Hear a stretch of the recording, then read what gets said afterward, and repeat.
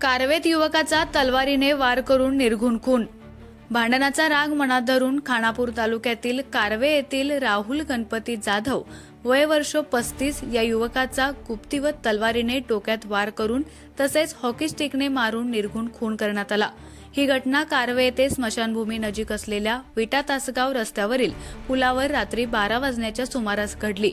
याबाबत मृताचा भाऊ राजाराम गणपती जाधव राहणार कारवे यांनी विटा पोलीस ठाण्यात फिर्याद दिली।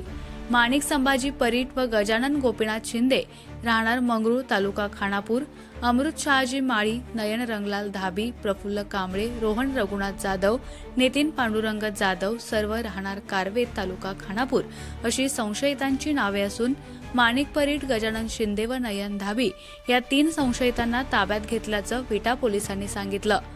राहुल जाधव व संशयित आरोपी यांच्यात असलेल्या जुन्या भांडणाच्या रागातून संशयितांनी बेकायदेशीर जमाव जमवून शस्त्र बाळगून राहुल जाधव यांच्या 4 चाकीच्या काचा फोडल्या, तलवारीने डोक्यात वार करून खून केल्याचं फिर्यादीत म्हटलं आहे।